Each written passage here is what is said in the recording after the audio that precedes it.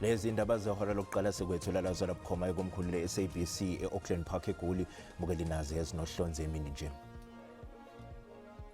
Is inconsistent with the Constitution, invalid and is set aside. Inkantolo yomthethosisekelo isinqumo ukuthi sasingahambisani nomthethosisekelo wezwe isinqumo sephalamende sokuchitha umbiko wethimba elizimele lathola ukuthi kukhona icala umengameli wezwe uCyril Ramaphosa okufanele aziphendulele kulo mayelana nokwebiwa kwey'ndodla zemali eplazini lakhe iPhalaphala. Kushona abantu abayisishiyagalombili kwalimala abanye engozini yebhasi ebelisuka eMalawi lilibangise eGoli emgwaqweni we-N1 ngaphandle kwase-Louis-Trichardt eLimpopo. Umasipala waseKruger e-Eastern Cape uthi ukhathazekile ngokwenyuka kwezinga lamanzi-ke emfuleni kulandela imvula enamandla kanti kunxuswa labo abasondelene nemfula ukuba bacophelele. Ukuthola kube kwembukeli ngiyakwamukela ezindabeni zehora lokuqala ezingunqa phambili kanti futhi-ke ezihamba phambili kwe-SABC 1 eMzansi for sure kanjalo-ke nakwe-SABC Liha. Igama lami nginguDawud Phungula. Mbukela-ke singene kuzo ezihamba phambili emini nje.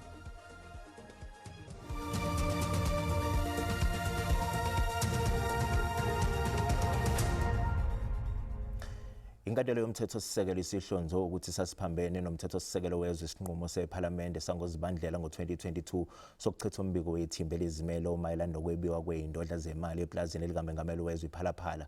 Ngonyaka u-2024 iqembu i-Economic Freedom Fighters lanikela enkantolo lifuna ukuguqula isinqumo sephalamende sokuvimba ukuthi umengameli wezwe uCyril Ramaphosa aziphendulele ngalolu daba.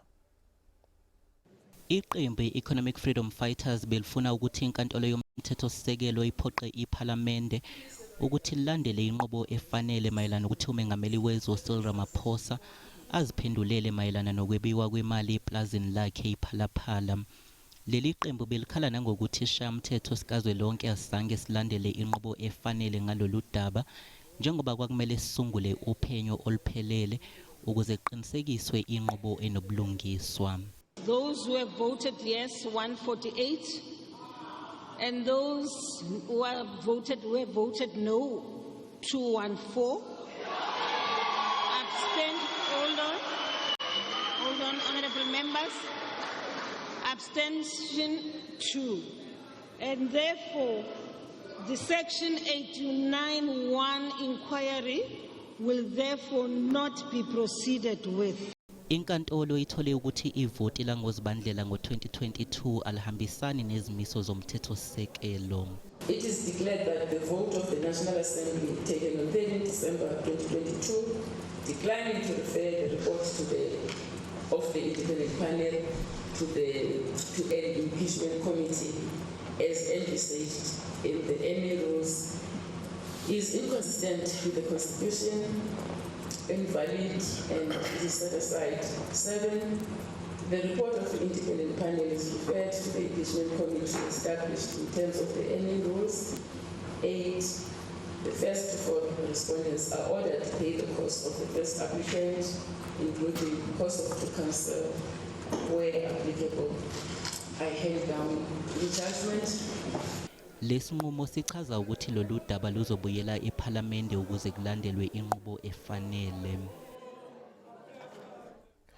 Kusenjalo amaqembu okuyiwona athatha lolu daba lifaka enkantolo yomthethosisekelo i-EFF kanye ne-ATM asephawulile ngesinqumo senkantolo. Mbukeli ake sizwe kafushane ukuphawula kwawo ngokunjalo-ke namanye amaqembu ezombusazwe. We cannot wait for any longer. We have been waiting for too long now. The impeachment process must kick in with immediate effect, and that's what we are going to demand. And let's see the end of the DA, which was with us when we were saying let's impeach. Now that they are eating bananas and apples, let's see if they will be able to talk with a full mouth. This victory belongs to the people of South Africa because it is the people that need to be protected from Parliament taking wrong decisions, Parliament taking unlawful decisions, and the people that are occupying the most powerful office not being held accountable. Remember, in the sixth administration when this was brought about, Mkhonto Sizwe was not there, so they're not going to enjoy the majority vote Christmas that they had. We've now obviously reduced the ANC to what it is. We will also then study the judgment here today. And the DA is not going to protect any criminality if there is criminality that is actually then ultimately found. And we will vote, and we'll hold people to account, as we were trying to do when we voted in the initial stage. And this is what we will then do. What it then means now is that the ANC must reflect on this judgment. One of the things I just do want to emphasize for the purposes of the people of our country and the viewers of the public broadcaster is that the ANC has always been at the center of advocating for support for the rule of law. Sisekulu udaba lwesinqumo ngephalaphala manje sivakashela komhlelo weindaba zombusazwe lapha eSABC umzwandile waKambenje. Shandu asikubingelele sikwamukele izindabeni ke zehora lokuqala emini. Sesibonile inkantolo isikhiphile isinqumo kanjalo ke namaqembu ezepolitiki ahlukahlukene azwakalisa ke uvo lwabo. Ingabe ke zithini izinyathelo ezilandelayo uma sisuka la? Sibonga kakhulu Dawude. Into ebalekileke nesho inkantolo ukuthi lesinqumo seParliament sango 2022 sokuthi ke bevote bechithe isiphakamiso sepanel asikho emthethweni ngendlela okwenziwa ngayo. Kusho ukuthi nje into eyenzekile namhlanje inkantolo ithe akuphindelwe emumva kuyoqalwa inkambiso ukuze izinqubo zilandelwe ngokomthetho sisekelo ngoba into eyenziwa eyayiphambana nomthetho sisekelo. Lokho kusho ukuthini na? Kusho ukuthi ke kuzofanele ukuthi iParliament ke liqale ke lihlangane futhi likwazi ukuthi likhulume ngalolu daba lokuthi ke kusungulwe ikomiti ke elizophenya ukuthi ngempela mhlambe ngabe kukhona umongameli okufuneka ekuphendule. Uyazi ke lokho kuyinkambiso ethanda ukuthatha isikhathi eside lapho ke bazobiza ngisho nomongameli bekwazi ukuthi ke bemfake imibuzo ethize. Uma ngabe lokho kwesekuphelile ilapho ke kuyoba nezincomo zokuthi kwenzekani. Ingesikhathi ke lolu daba liyophinde ke futhi lithathwe liswe eParliament liyovotelwa. Akusho ukuthi ke uma ngabe liyovotelwa lizomthole necala kumbe lizomthole ngenacala. Kuyoba ukuthi ikomiti lelo lizobe lisunguliwe nenkambiso bagcine betheni bese ke isinqumo sokugcina ngoba phela isinqumo sokugcina iParliament okufuneka livote. Ilapho kuyobe sokwenzeka. Ngiyazi ukuthi abaningi mhlawumbe banokuyibuza ukuthi njengoba kukhulunywa ngendaba lokuthiwa impeachment ukuvota ukuthi ke kukhishwe umongameli esihlalweni. Inkambiso leyo uthatha isikhathi eside ecishe ifane nalokho esibesiyibona kwenzeka emajajini into eyenzeka kuJudge Hlophe ekwalandela inkambiso ethi mayifane. Ukuze ke kuphumelele ukuthi mhlambe uma ukuthi ke utholakale unecala uvotelwe ukhishwe kufanele ke u2/3 wamalungu eParliament kube yiwona avotayo. Shandu ngicela ukuthola la ingabe mhlambe iANC khona engakwenza ukuzama ukuthi ivekele umengameli kulona lolu daba. Ukhumbula ukuthi iANC liyiqembu emelwe eParliament njengamanje. Njoba sikhuluma njengamanje lolu daba akulona lweqembu elingaphandle udaba oluzodingidwa ngaphakathi eParliament ngoba iANC iqembu lelikhona eParliament izoba yingxenye yalokho kuzokwenzeka. Futhi ke ngisho nekomiti engicabanga ukuthi lizosungulwa uma uzobheka nje mhlambe iAd hoc committee ebibhekene nodaba likaMadlang lukaMkhwanazi kuzoba into ethi ayicishe ifane kanjalo uma uzobheka ukuthi ikomiti lizokwakhiwa kanjani ngoba phela ke makwakhiwa ikomiti eParliament kubhekwa ngokuthi ke nimelwe kangakanani kuzobeka into ethi ayifane naleyo. Isinqumo kwesisiyophuma lapho yiso ke isinqumo esiyothi manje sesiphumile esithi unecala noma kanacala esizobe sesithathwa ke sisiwa eParliament ke ukuthi livote ukuthi lithini. iANC yebo umongameli wayo ngiyacabanga ukuthi abazokwenza naba bafuni phela ukuthi mhlambe kutholakale ngathi abameseki umongameli wabo kodwa into ebalekile ukuthi ngabe lento mhlawumbe umongameli abekwa yona icala kumbe ke asola ngayo inobuqinisweni ilokho kuzofuneka bekwenze njoba umzwile uMahlengi ethi bayiqembu elilandela inqubomgomo. Siyabonga kakhulu ngenxa yesikhathi nje sicela ukuthi sibambe la Phombukeli kuyena ke umhlelo wezombusazwe la eSABC umzwandile waKambenje silethela nje ukusuka nokuhlala malungana ke nodaba lwephalaphala. Kushona abantu abayisishiyagalombili kwathi-ke abanye balimala ngesikhathi ekushayisana ibhasi nemoto embili eyincane ku-N1 eduzane kwase-Witflag eLimpopo. Kanti kubikwa ukuthi leli bhasi belisuka eMalawi lilibangiseke eGoli kodwa ngeshwa alibange lisafika. Okhulumela umnyango wezokuthutha kulesifundazwe uthi bonke abalimele sebephuthunyiswe izibhedlela ezahlukene ukuze bathole ukwelashwa. Kunxuswa abashayeli ukuba babekezelelane nokulungiswa kwesimo solomgwaqo. This is where an accident involving a bus traveling from Malawi en route to Johannesburg lost control on this very road, sideswiped, and then it fell into a ditch. There are people who have been taken to hospital, Siloam, the one here in Makado called Memorial, as well as the one in Chirizini. Those are the passengers that have been taken to hospital, including a driver. Omunye wabagibeli uthi ibhasi ike yaba nenkinganyana nokuyilapho umshayeli ezamile ukuyilungisa kodwa kwasho khona ukuthi bese kusebusuku futhi kumnyama. We were coming from Messina side. First of all, the brake they failed when we are just before the first tunnel. The brake failed, the driver came out, tried to fix it. He managed to fix it. Then after we jumped the second tunnel, it failed again. But I think, I don't know, he was scared, it was too dark, he didn't manage to stop. I think he wanted to stop Richard, that side of Richard. So the time we reached here, it was too down, it didn't manage to stop. Then we make an accident. Iziphathimandla zithi okwamanje ayikaziwa imbangela yengozi kodwa kusazophenywa ngayo.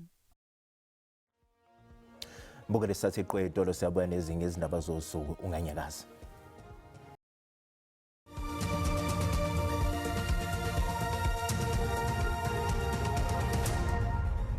Mbukele sikubingelele sikwamukela uma ngabe usanda kungena odabeni oluphambili besibika ukuthi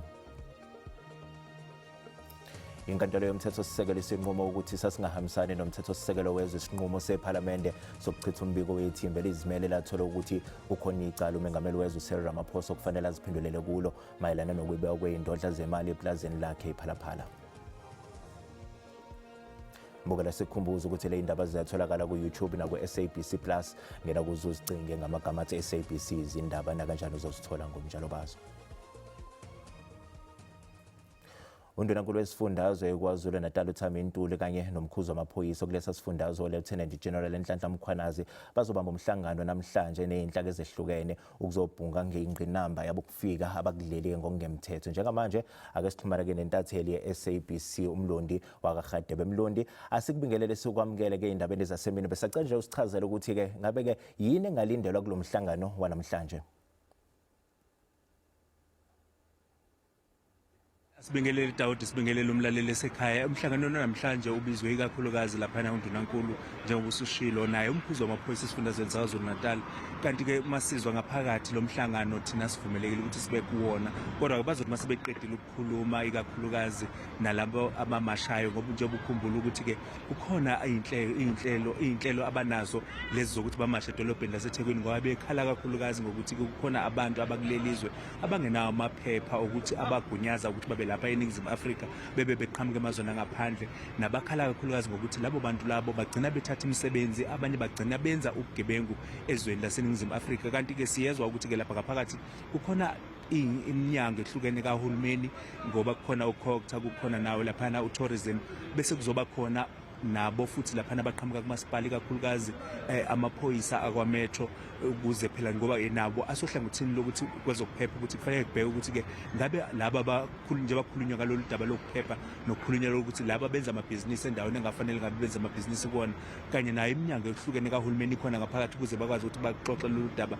bese kuba yona i-march and march nawo futhi amalungu laphayana abo insizwa lezi ozaziyo ikakhulukazi eziye ezithina khona kakhulukazi nako ukuthi abantu bokufika abakwazi ukuthi ke bangabikho lapha eNingizimu Afrika. Njengamanje njengoba ubona nje nangomunye ongena ngaphakathi uphakela umthakathi uyafika naye uzothamela wona lo mhlangano njengoba umhlangano wazi ukuthi ke umhlangano uyaqhubeka ngaphakathi Dawudi nokubalekile kakhulu kuzikazi ukuthi ke uma ngabe sekuphuma isinqumo kulo mhlangano ke bazokwazi ukuthi ke baphumele ngaphandle bese bekwazi ukuthi basitshele ukuthi ke mhlambe umhlangano ubuxoxa kakhulukazi ngani ngoba ikakhulukazi mangabe uzokhumbula ukuthi futhi into ekhalwa ngazo kakhulu ukuthi-ke akufanele kube khona udlame futhi akufanele kube khona ukuphazamiswa kwabantu abasuke behweba edolobheni laseThekwini noma ezindaweni uma ngabe kunale mbhikisho. Kodwa-ke sizozwa kabanzi uma ngabe sebebuyile-ke sebesitshena ukuthi ngabe kwenzakalana. Sibuyisele izintambo ngakwe-studio.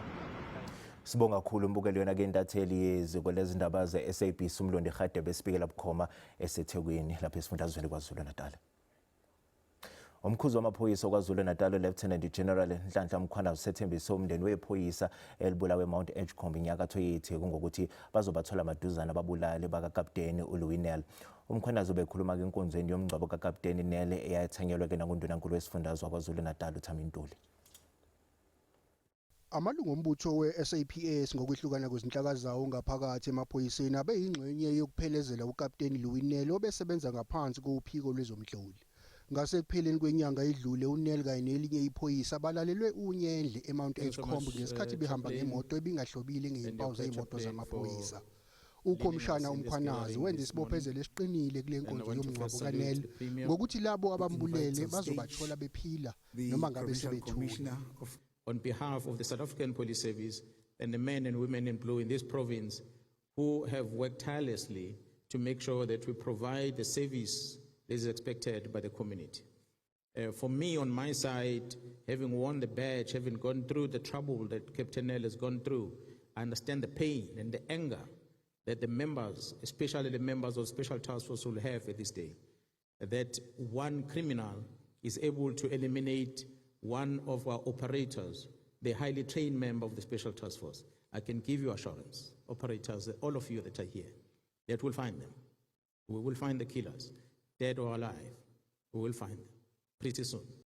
Captain Nel's passing must strengthen our collective resolve to intensify the fight against criminality, to defend those who defend us. Iphoyisa elithole ukulimala ngesikhathi behlaselwa kanye noNel lisathola ukwelashwa kanti uphenyo lokuthongathwa kwabasolwa lisaqhubeka njengoba kungakaboshwa umuntu. Isizwe saseBotswana sigubhazelwe yifu elimnyama kulandela ukudlula emhlabeni kwayengumengameli waseBotswana uFestus Mogae. uMogae udlule emhlabeni namhlanje seneminyaka engama-86 ubudala. uMogae ubengumengameli wesithathu waseBotswana elandela uSeketumile Masire kusukela ngo-1998 kuya ku-2008. Losomnotho kanye nosopolitiki wahola leliyalizwe ngesikhathi libhekene nesimo esinzima kwezomnotho. uMogae uzokhumbuleka njengomongameli owazama ukuqhamuka nezinhlelo zokufukula umnotho eBotswana ezingancikile embonini yedayimane. What we have done, for instance, when we lowered taxes, we always try to reduce bureaucracy, for instance. We have liberalized, abolished exchange controls. All these were attempts to try and attract private foreign investors. Uphinde wahola umkhankaso oqinile ukulwisana nesandulela ngculazi nalapho athola ukuhlonishwa emhlabeni jikelele ngobuholi bakhe kwezempilo kulelizwe. We are building a fence to stop this smuggling of cattle across the border. We are not building a fence to stop people. It's just a stock fence, that's all. Ngokuhamba kwesikhathi uMogae wadlulisela izintambo zobuholi kwengumengameli uIan Khama.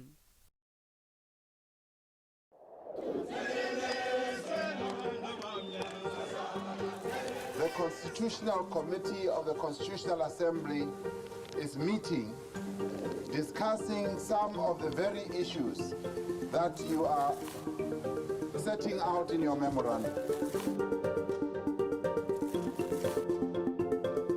And so it has come to pass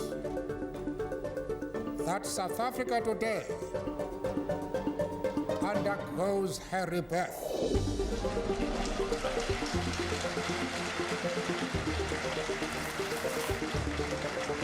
I am an African. I owe my being to the hills and the valleys, the mountains and the glades, the rivers, the deserts, the trees, the flowers, the seas, and the ever-changing seasons that define the face of our native land. My body has frozen in our frosts and in our latter-day snows. It has thawed in the warmth of our sunshine and melted in the heat of the midday sun.